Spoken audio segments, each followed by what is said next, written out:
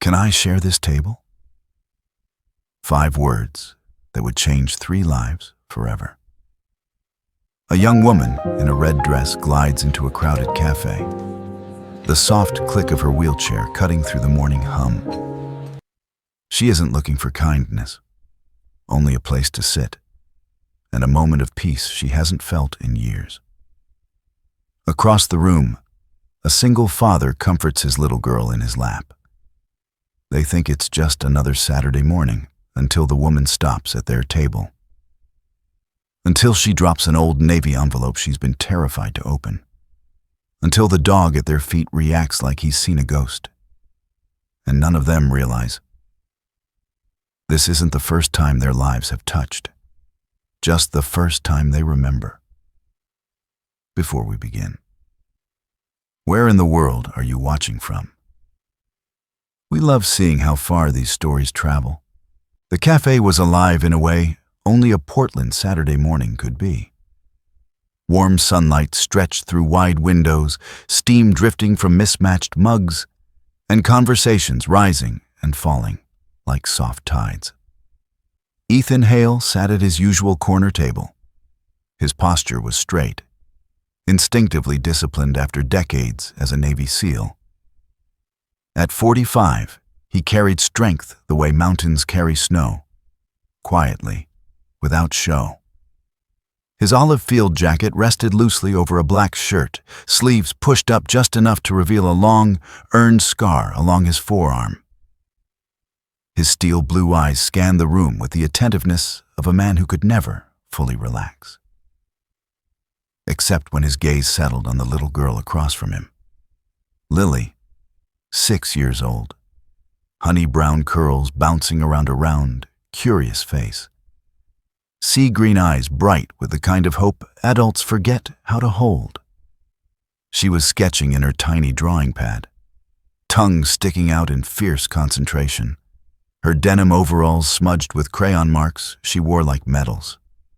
At Ethan's feet lay Atlas, a German shepherd with a dark gold coat and a bold black streak down his muzzle. A look that made him seem both noble and battle-tested. 7 years old, mature, intuitive, a protector to his core.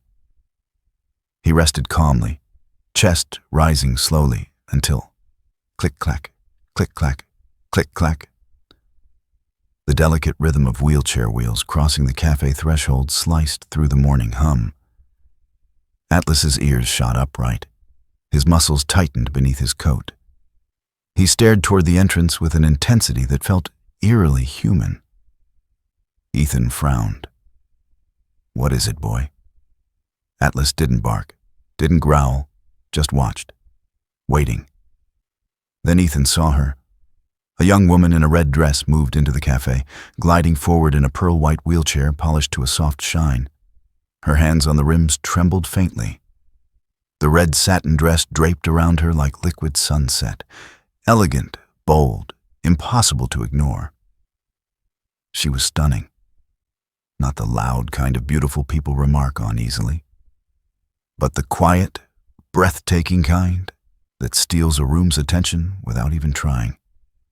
Long honey blonde waves framed a delicate face. Soft amber eyes held shadows. Deep, weary, carved by nights of grief no one else had witnessed. She moved through the cafe, searching for a seat. None were open. She approached a couple. Her voice was gentle, steady despite the pain beneath it. "Excuse me, may I sit with you? Just for today, it's important." The woman pulled her date closer, shaking her head sharply. A rejection as swift as it was cutting. The girl whispered a tiny apology and rolled toward a student hunched over a laptop. He waved her away before she could finish her sentence. Her lips tightened. The universal expression of someone stitching their heart closed before anyone sees the tear. Lily finally looked up, noticing Ethan's silence. "Daddy? Why do you look like that?" But Ethan didn't hear her, because the young woman's gaze had just collided with his. Hope, fear, desperation, all flickering in her eyes like a candle fighting wind.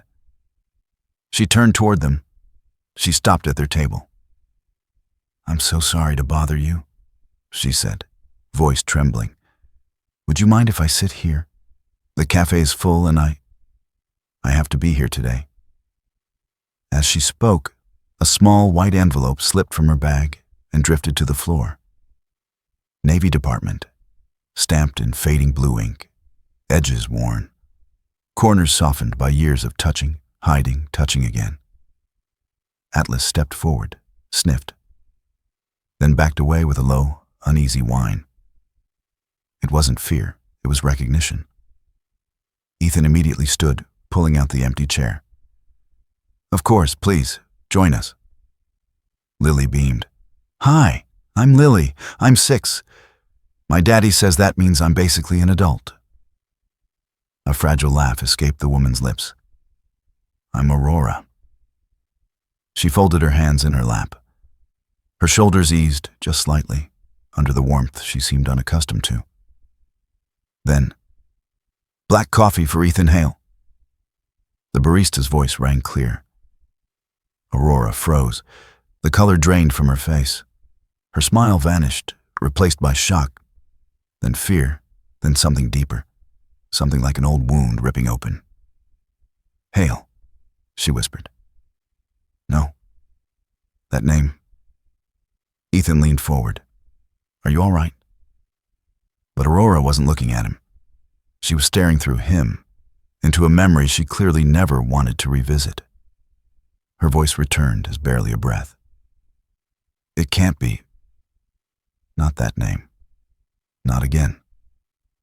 Atlas shifted closer, staring between them with an intelligence that went beyond instinct, a knowing look, a warning, or perhaps recognition.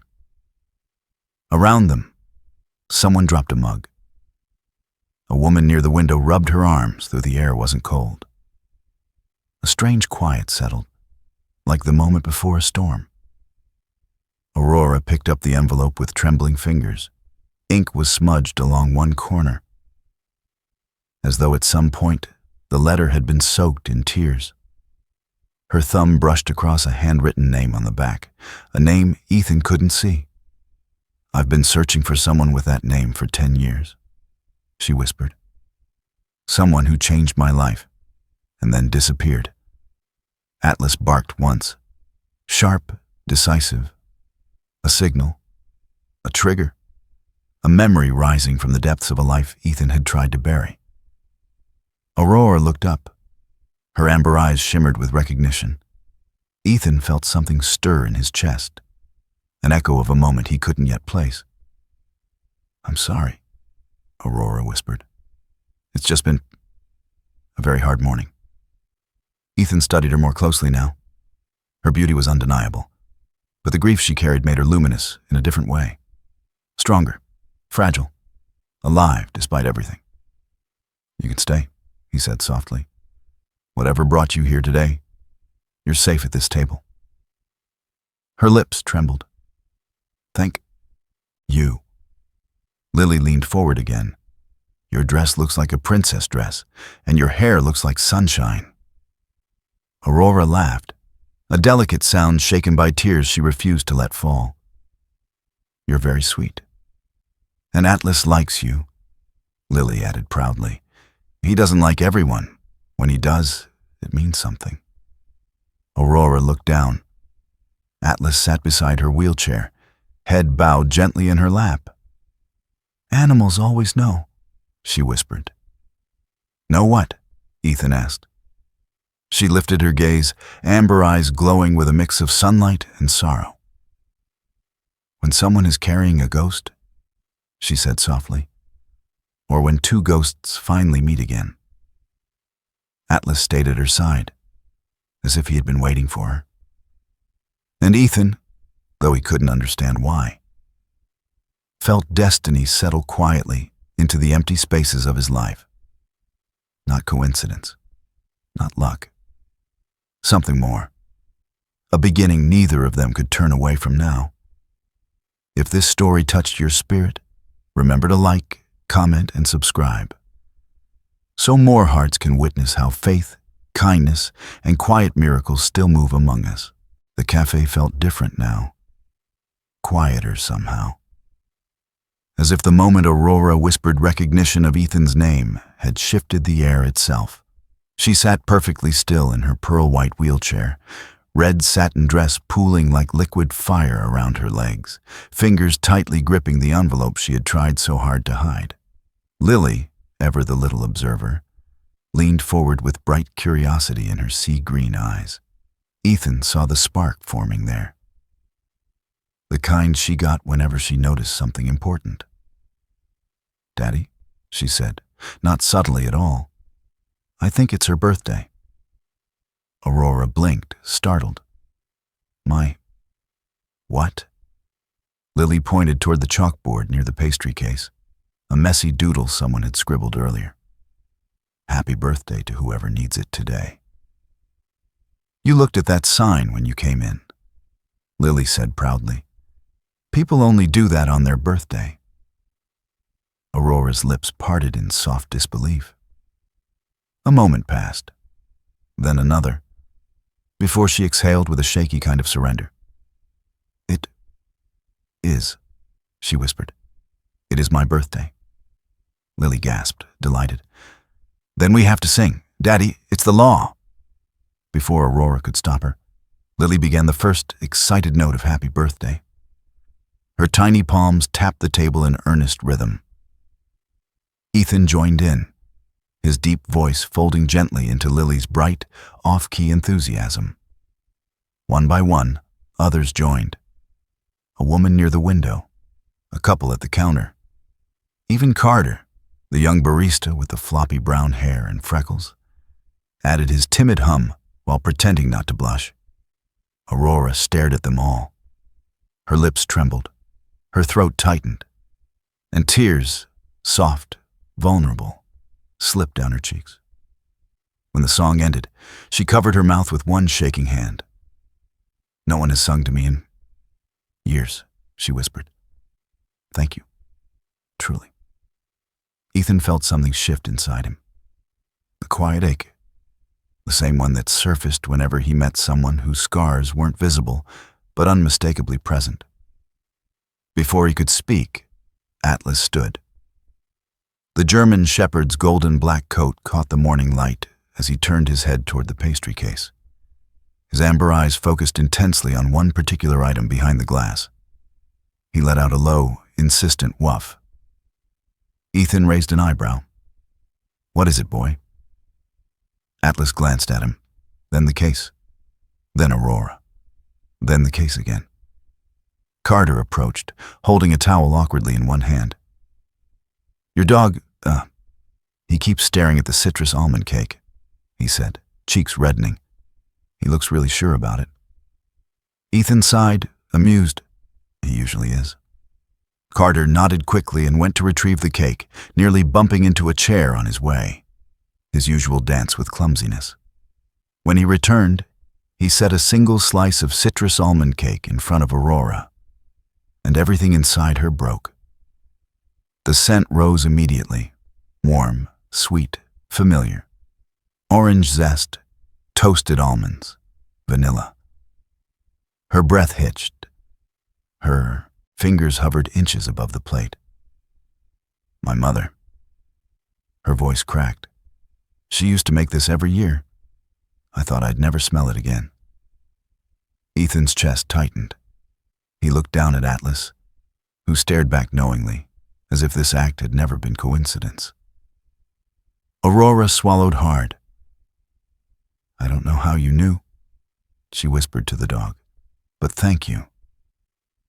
Atlas responded by laying his head on her knee with reverent gentleness. As Aurora reached for the fork, the envelope in her lap slipped to the floor again.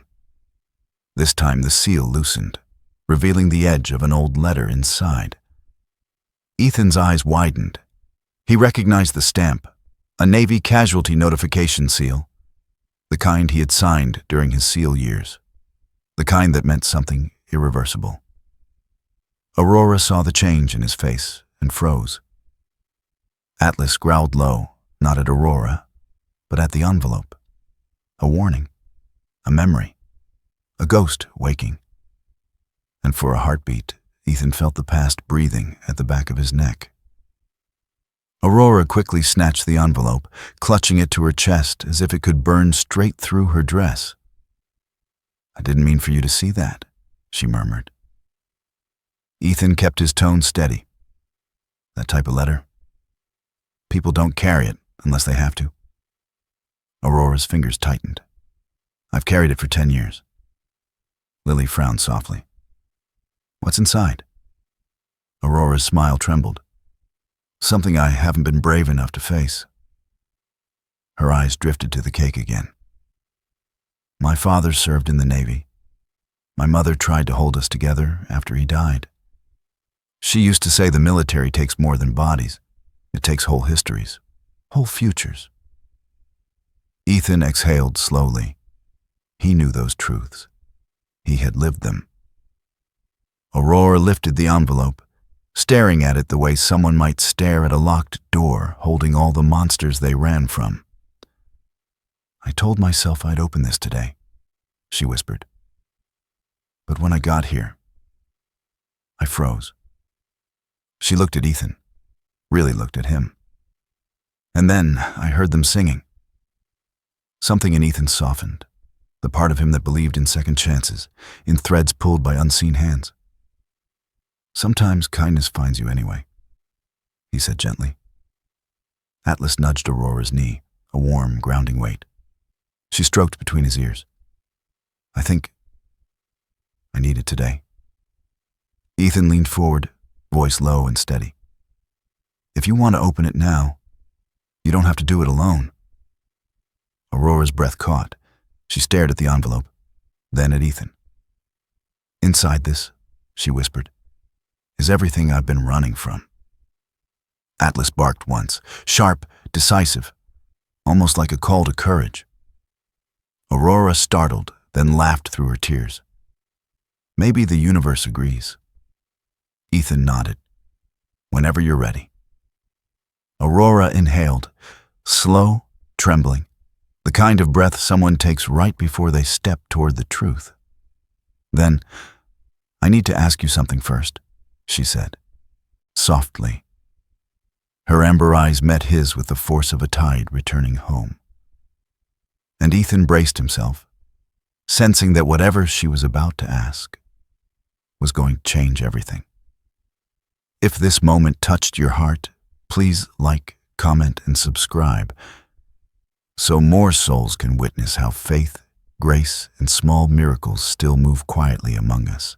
The sun had begun its slow descent when Ethan realized Atlas was no longer lying calmly at his heel. The German shepherd stood rigid, nose lifted toward the door of the cafe, tail stiff, not aggressive, but insistent. His amber eyes flicked between Ethan, Lily, and the window, as if urging them toward something only he could sense. "Buddy?" Ethan murmured. But Atlas had already turned. With a sharp, purposeful bark, he pushed open the cafe door using his shoulder and trotted outside. Lily gasped. "Daddy, he's running toward the beach." Ethan felt it too. That strange pull Atlas seemed to follow. Not danger.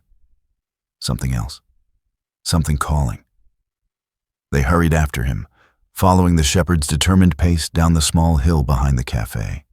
Evening fog drifted low, clinging to the sand, and curling around their ankles like ghostly tendrils. The tide whispered against the shore, a soft hymn accompanied by the distant cries of gulls. And then they saw her. Aurora sat alone near the water, wheelchair positioned just a few feet from where the waves lapped the sand. She held a bouquet of white lilies, pure, delicate, glowing in the muted dusk. Her shoulders were tight, her face soft with grief that had finally stopped trying to hide. Atlas slowed as he approached, lowering his head respectfully. Aurora looked up and forced a weak smile. "You followed me," she whispered. "Actually," Ethan said as he reached her side. "Atlas did most of the work. Aurora breathed in shakily, gaze drifting back to the ocean. I come here every year on this day. It's the only place where the memories don't crush me completely. Lily climbed onto a nearby rock, knees pulled to her chest, watching Aurora with quiet concern. "Are those flowers for someone special?" she asked softly. Aurora swallowed hard. "For my family." Ethan didn't speak. He simply stood beside her, letting the silence shape itself around the truth she was preparing to share. "The accident happened at night," Aurora began, her voice steady but thin. "We were driving back from a coastal fundraiser. My parents were laughing about something silly. My mom always laughed too hard at jokes, even the bad ones." A small, trembling smile ghosted across her lips before fading. It was raining, hard. The roads were slick. And then, she closed her eyes, a breath, a tremor. The car hydroplaned, spun, flipped twice. The sound, I'll never forget it. Metal screaming, glass shattering, my father yelling my name. Lily's small fingers curled into the fabric of her overalls. Aurora continued, voice thickening. "When I opened my eyes, I was upside down. Trapped. Everything hurt. Smoke everywhere. I could barely breathe." Ethan felt his jaw tighten, the seal in him reacting instinctively to the imagery of entrapment and hopelessness. "And then," Aurora whispered. "He appeared." Atlas lifted his head. "A soldier," Aurora said, dressed in black cargo gear, a rescue harness slung over his shoulder, rain pouring off him. A stranger who shouldn't have been there, who couldn't have been there. He pulled me from the wreck, carried me to the shoulder, and whispered, "Stay with me, kid. Don't close your eyes." He held my hand until the medics arrived. Ethan's heart stalled. Aurora touched her wrist, the inside of it, where faint scars trailed like ghost lines beneath the skin. He had a tattoo? Right here. A ranger insignia. Modified. Almost like a hybrid between Army Rangers and a classified unit patch I've never been able to identify. Her voice softened. "I've tried to find him for 10 years. Lily tilted her head curiously. "My dad has a tattoo like that." Ethan's breath punched out of him. Lily pointed innocently at her father's wrist. "Right there. Daddy said it was from a really hard mission." Aurora's eyes widened. Ethan stepped forward quickly, his tone warm but firm. "Hey, Lilypad, why don't you show Atlas that sandcastle you were telling me about earlier?" Lily blinked, confused but trusting. "Okay." She ran off toward the shoreline, Atlas trotting behind her. Aurora stared at Ethan. Really stared, frowning softly, as if trying to align two pieces of a puzzle that weren't supposed to fit. Before she could speak, her phone buzzed sharply on her lap. A name lit up the screen. Ludden H. Aurora's face drained of color. She fumbled to silence the call, hands trembling. Ethan's brows drew together. "Who is that?" Her lips parted, then closed. Her throat worked around a knot of fear. "I don't know how he got my number." But her eyes said something different. Something that carried history. Something she was terrified to admit. Atlas suddenly spun around. His hackles rose. He growled, deep, guttural, nothing like earlier. Not at Aurora, not at Ethan, but at the phone, at the name. The shepherd stepped between Aurora and the glowing screen, as if shielding her from an unseen threat. Aurora whispered, barely audible, "Let H. He knows more about my accident than I ever told anyone." Ethan froze. The letters H, the military rank, the timing. His expression darkened, shadows carving deeper into his features. "Why?" Ethan asked quietly. "Would a lieutenant, a decade later, still be calling you?" Aurora shook her head. "I wish I knew." But Ethan heard something else beneath her fear. recognition, and possibly guilt. Atlas didn't stop growling until the call faded away. Aurora seemed smaller now, curled inward as if bracing against an emotional blow. "I'm scared," she admitted in a trembling whisper. "I thought I left that night behind me, but it keeps following me. Someone keeps following me." Ethan knelt beside her wheelchair, eyes steady, voice controlled but fierce. "Listen to me. You're not alone anymore. Whatever this is, whatever storm is coming, I won't let it touch you." Aurora's breath caught. "Why would you help me?" Ethan didn't look away. "Because you deserve to survive that night, and because someone who saved you once." He paused, chest tight. "Might not be the only one meant to protect you." Her eyes shimmered. Fear, hope, confusion blending like watercolor. Behind them, Lily laughed as Atlas dug wildly in the sand, trying to uncover an imaginary treasure. The world looked normal, but between Ethan and Aurora, something irreversible had shifted. The past had begun to stir, and the truth, whatever it was coming for both of them. If this chapter stirred your heart, remember to like, comment, and subscribe, so more souls can witness how faith, grace, and quiet miracles still find their way into our lives.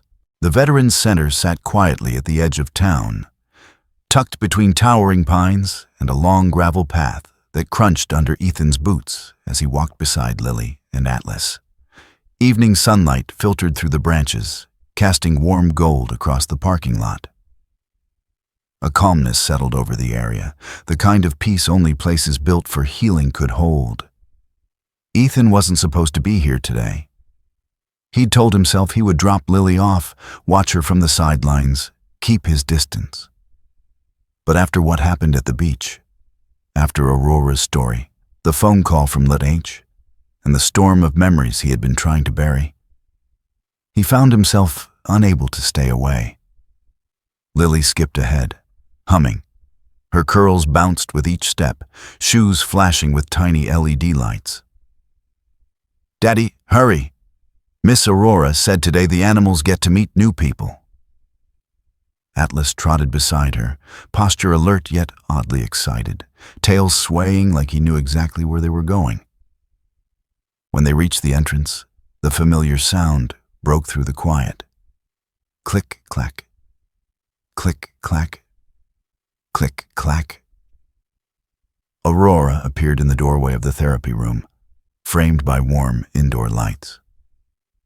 She wore a soft cream sweater today, sleeves pushed up to reveal slender arms and the faint scars she no longer tried to hide. Her red dress had been replaced with simple black leggings, but she still carried grace, effortless, radiant, almost angelic. Her amber eyes brightened when she saw them. "You came?" she said softly. Ethan nodded, suddenly aware of how tightly he was holding his breath. "We thought Atlas could contribute." Aurora smiled, the kind of smile that could make a person feel forgiven for something they hadn't yet confessed. Atlas always contributes. Inside, several veterans waited, men and women from different wars and different lives. Some walked with canes, some with prosthetics, some with wounds hidden behind stoic expressions. Aurora moved among them with gentle confidence.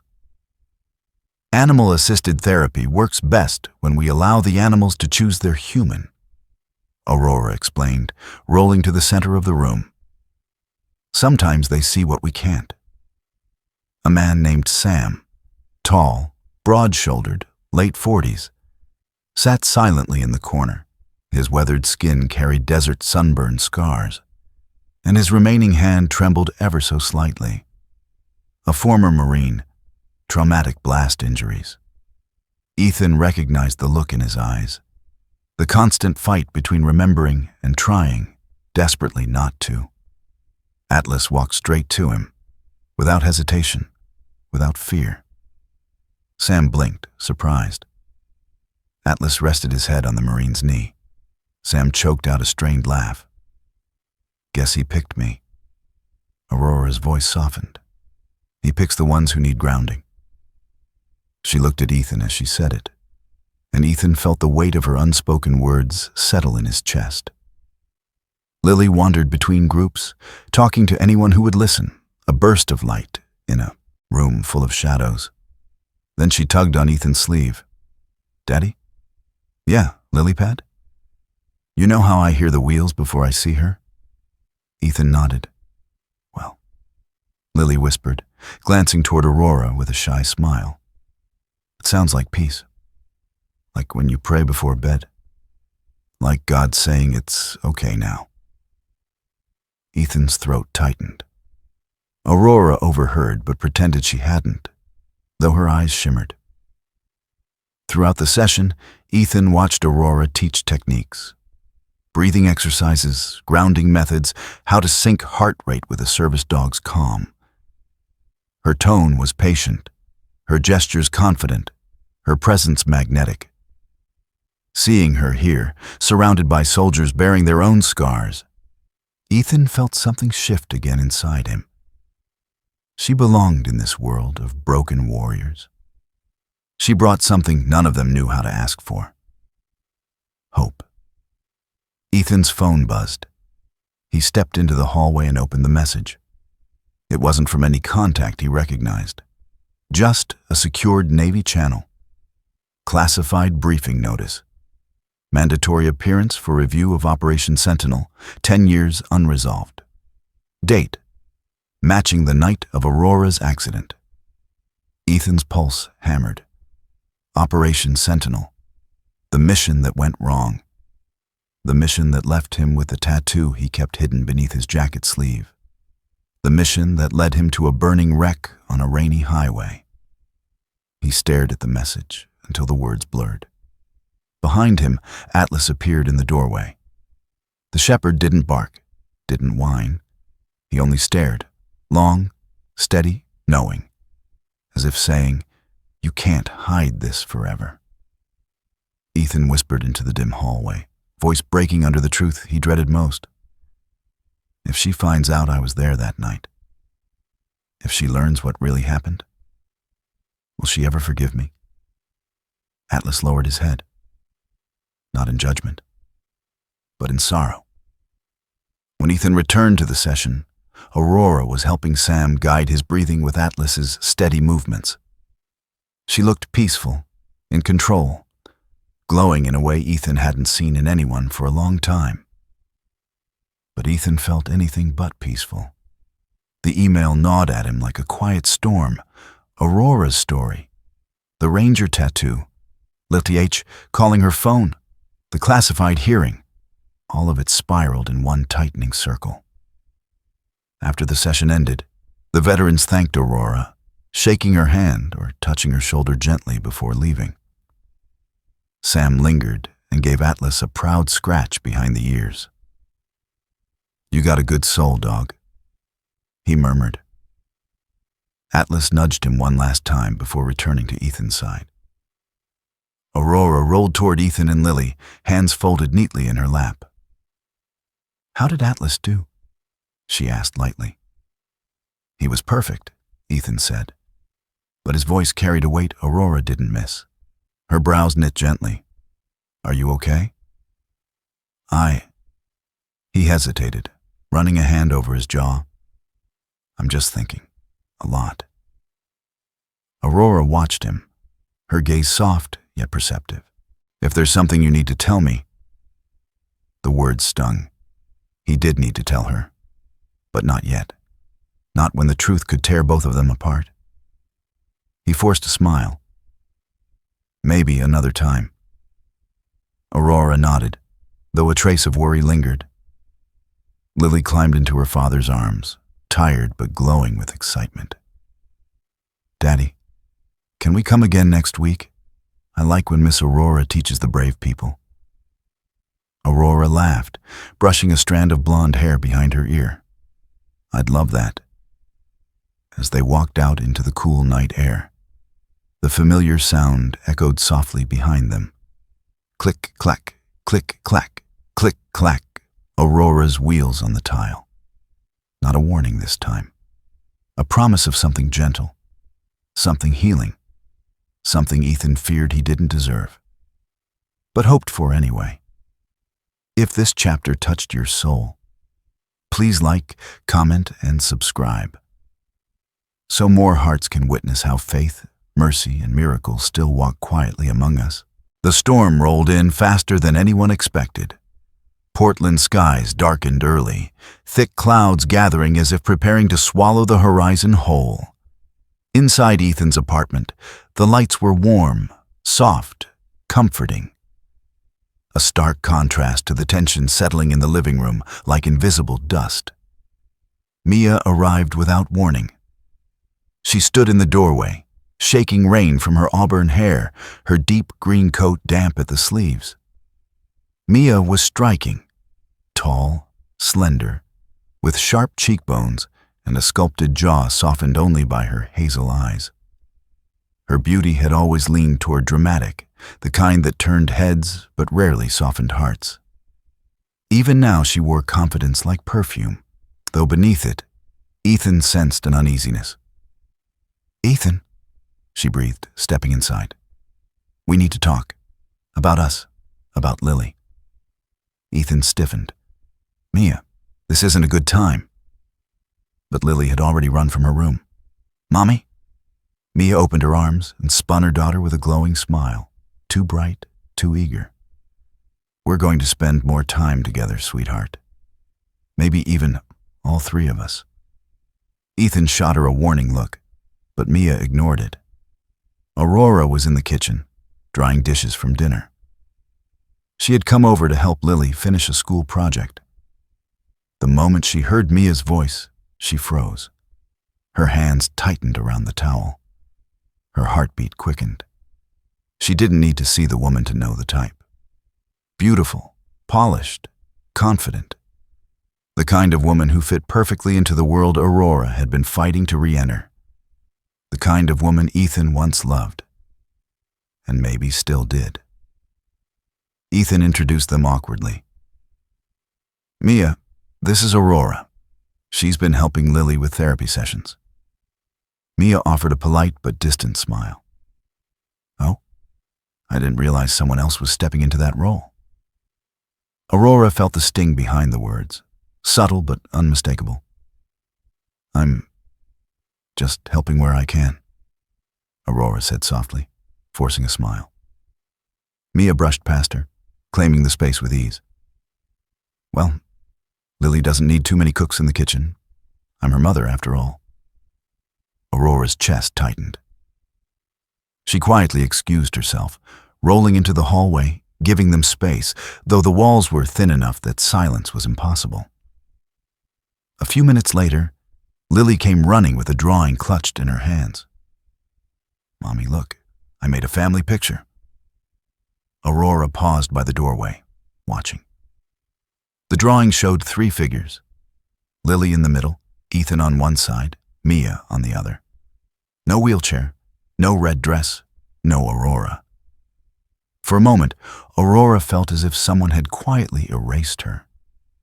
Then Atlas, who had been lying near the doorway, walked over, sniffed the paper, and without warning, gently tore off the blank space where Aurora would have been if she were included. Lily gasped. "Atlas, why'd you do that?"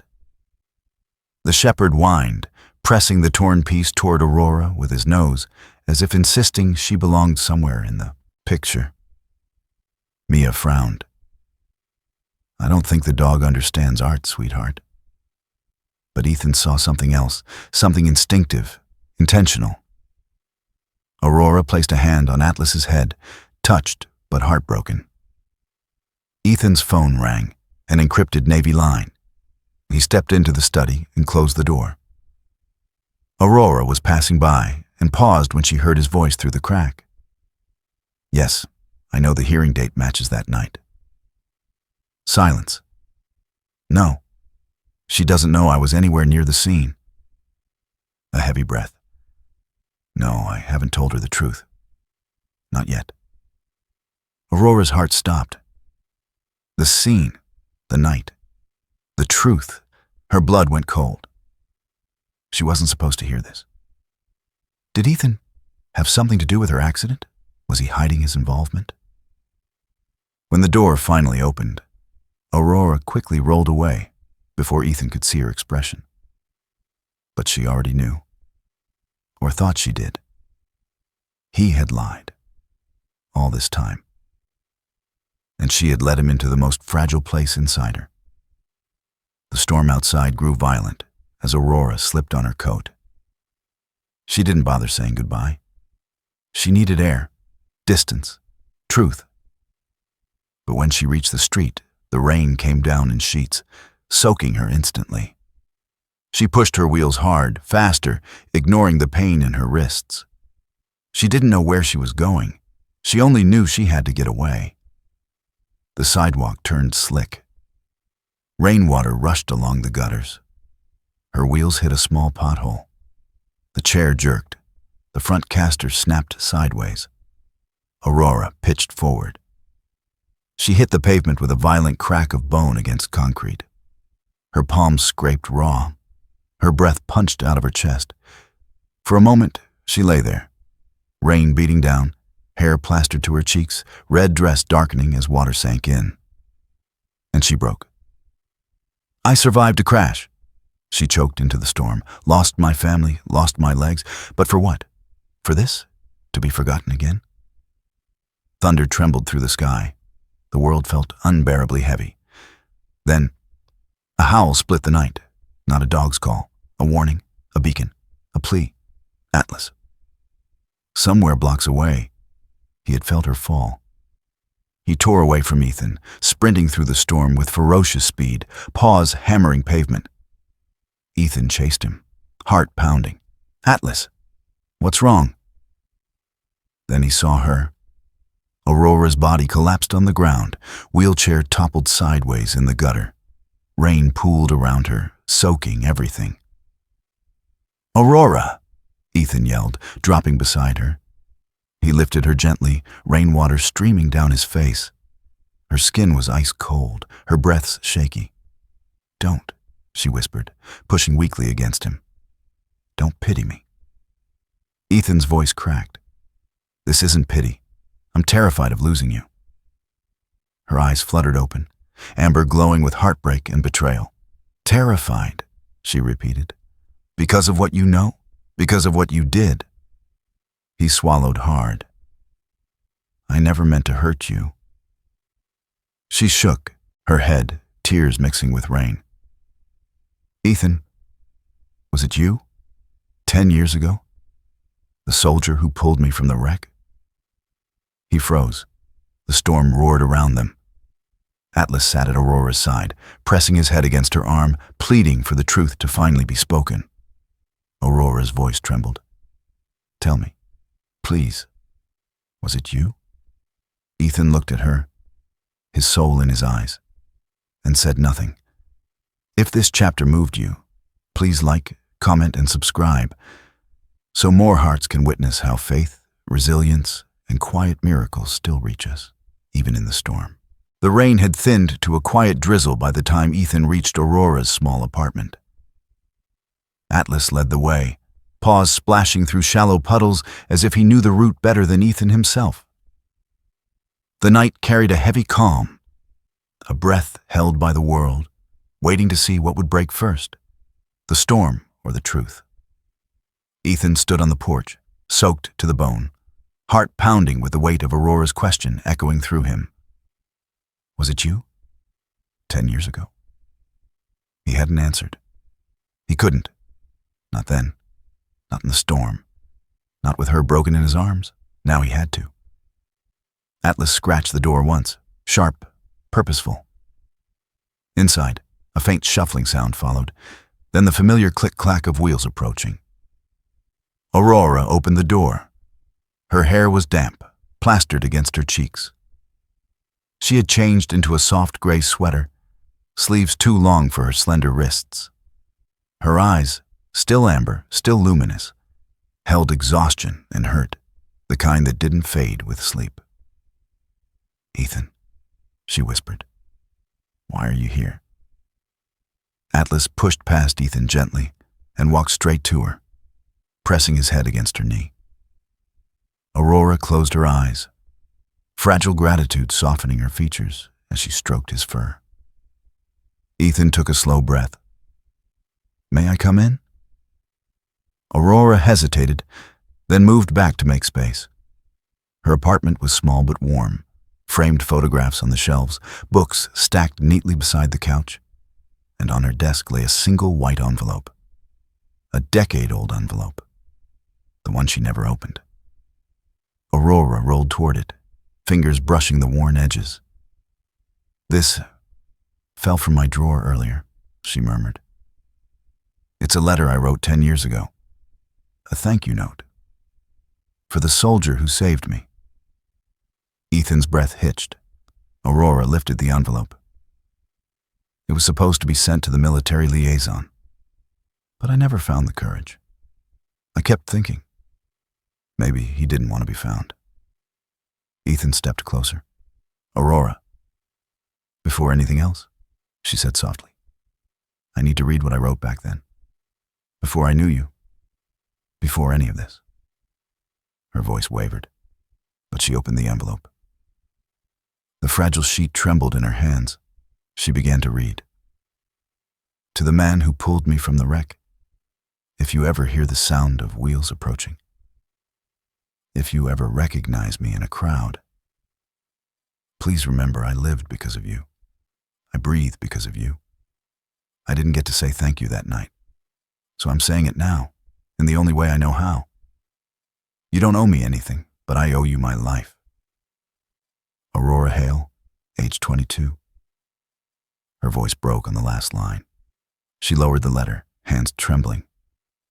"Hale was my maiden name," she whispered, barely audible, "before everything changed."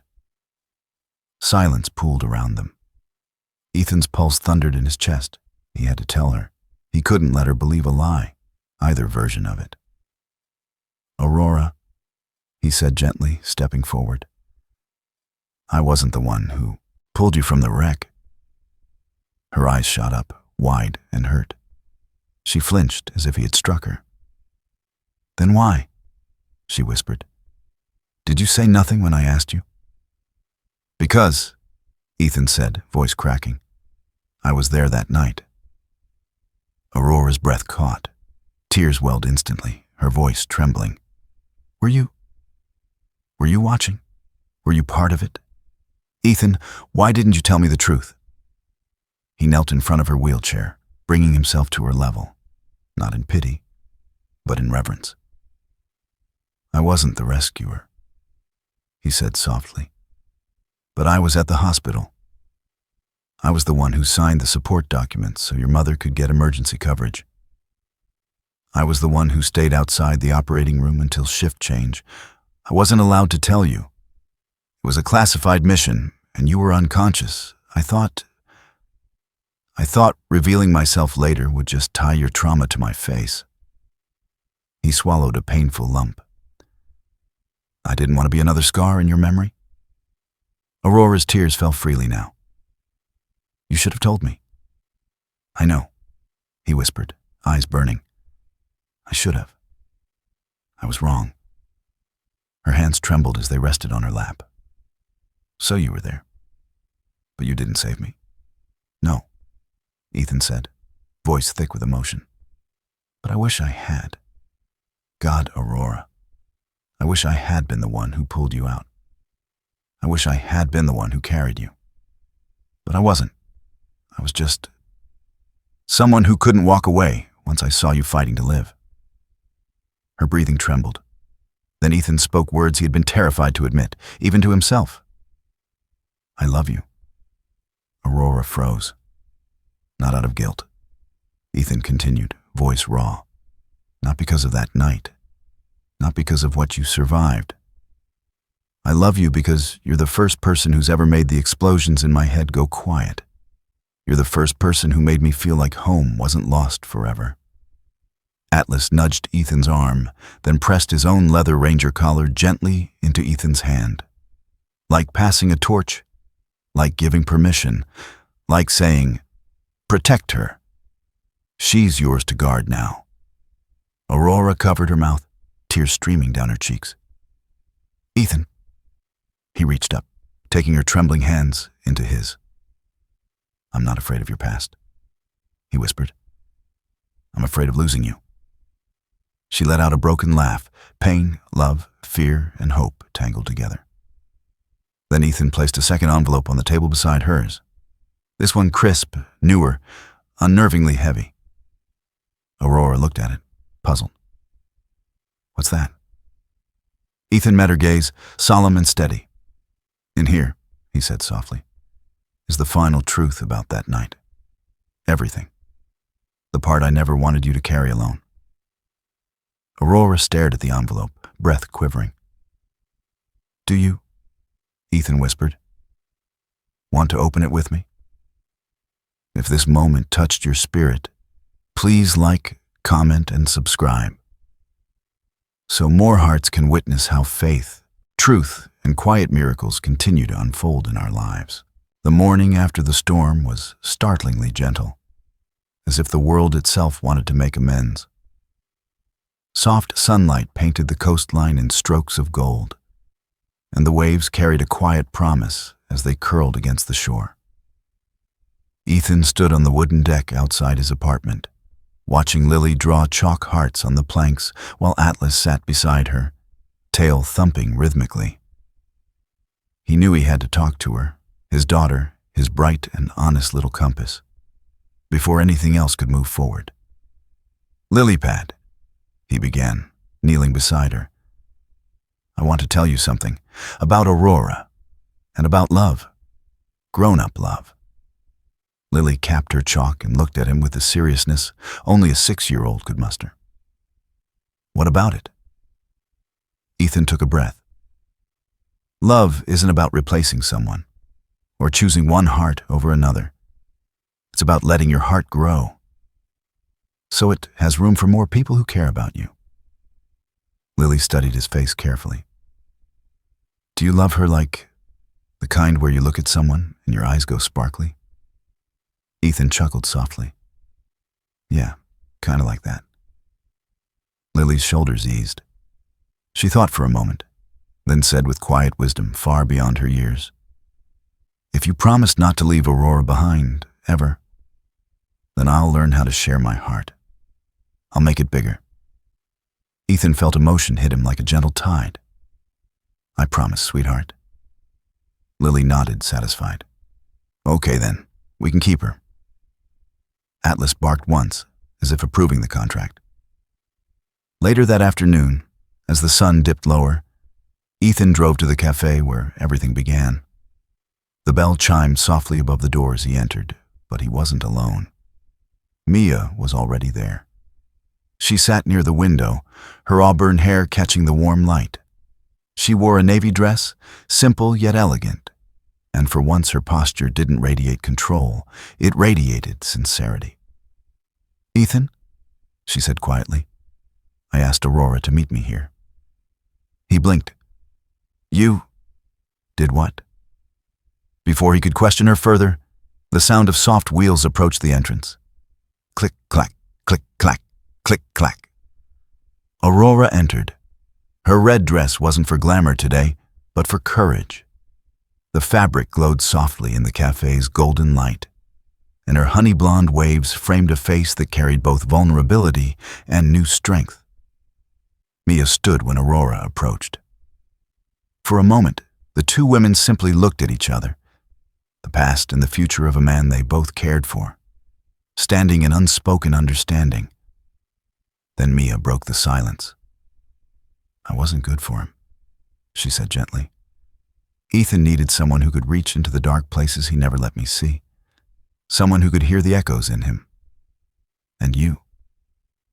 Her voice softened. "You make him smile in a way I never could." Aurora's eyes shimmered. "Mia, I never meant to." "I know," Mia interrupted, smiling sadly. Some people are meant to walk into your life, not stay. But you're meant to stay. So keep him smiling, and let him keep you standing, in whatever way standing means for you. It was the kindest parting blessing Aurora had ever received. Ethan exhaled shakily. Mia pressed a warm hand to his arm, then left the cafe, her silhouette fading into the soft afternoon light. Aurora turned back to Ethan. What was that about? He shook his head slightly, a smile tugging at the corner of his mouth. I think closure. Atlas trotted in circles, unusually excited. Then he went behind the counter, startling the barista, and returned with a tiny canvas pouch gripped gently in his jaw. He set it at Aurora's wheels. Aurora blinked. What is this? Her hands trembled slightly as she lifted the pouch and opened it. Inside, nestled in velvet, was a ring. The room fell silent. Ethan dropped to one knee, not because tradition demanded it, but because this was her world, her height, her perspective. He met her eyes exactly where she was. You don't need to stand to walk into my life, Aurora, he said, voice thick with emotion. You don't need legs to build a home. Lily and I will learn to move with you, at your pace, at the rhythm of your wheels. We just want to walk beside you, for as long as life allows. Aurora covered her mouth, tears spilling instantly. Ethan, you are not a burden, he whispered. You are the peace I didn't know how to pray for. Atlas suddenly lifted Ethan's old ranger collar, the one he had guarded for years, and placed it gently in Aurora's lap. Its leather was worn, its insignia faded, but the meaning glowed bright as fire. The dog wasn't just giving her a relic. He was giving her a blessing, a sign, a bridge to destiny. Aurora sobbed harder, clutching the collar to her chest, and she whispered, Maybe Ranger really did send you. Atlas rested his head against her knee, eyes deep with quiet understanding. An animal soul bearing messages no human tongue could ever fully interpret. The wedding happened 2 months later, on the same beach where Aurora had placed lilies for her family, on the same sand where Atlas dug imaginary treasures, on the same shore where Ethan first saw the storm inside her. Aurora wore a flowing cream gown, soft, delicate, open in the front for her chair. Her honey-blonde hair fell in gentle waves, and sunlight kissed her skin with a quiet glow. Ethan wore his dress blues, sharp lines, polished buttons, his bearing straight and proud. His steel blue eyes softened every time he looked at her. Lily ran circles around them with a crown of seashells perched crookedly on her curls. Atlas wore the ranger collar, polished just for today. The officiant, a retired chaplain with warm eyes and a gentle smile, spoke of God's strange, beautiful timing, of how some souls meet by accident and others meet by design. He was an older man, tall and silver-haired, with deep laugh lines etched into his sun-browned skin. A man who had comforted thousands of soldiers and carried their stories in the quiet stoop of his shoulders. When Aurora and Ethan exchanged vows, even the sea seemed to still. And when they kissed, Lily whispered softly, as if confiding in the wind. Maybe Ranger asked Atlas to bring Aurora home. The waves crashed in agreement, sparkling like scattered diamonds across the shore.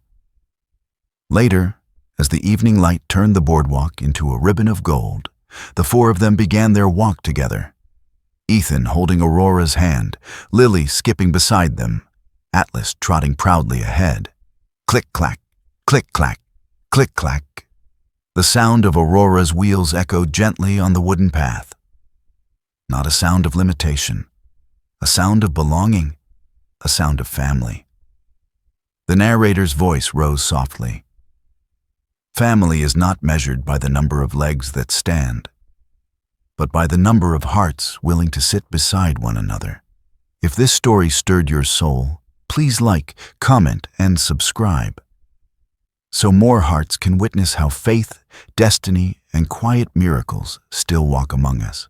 In a world that often feels rushed and uncertain, stories like this remind us that grace still threads quietly through our days. Some call it coincidence, others call it fate.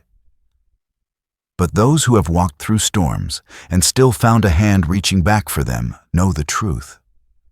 Sometimes God sends us miracles disguised as ordinary people, moments, or even the steady rhythm of a loyal dog's footsteps. If this story touched something in you, let it be a small reminder that you are never moving through life alone. Even in the silence, even in the struggle, God is working gently behind the scenes, weaving lives together in ways we cannot yet understand. Every act of kindness you offer, every moment of courage you choose, becomes part of someone else's answered prayer. If you feel moved, please share your thoughts in the comments. Pass this story to someone who may need hope today. And subscribe to our channel so these stories of faith and quiet miracles can reach more hearts. May God bless you, protect you, and guide your steps with the same tenderness that guided theirs.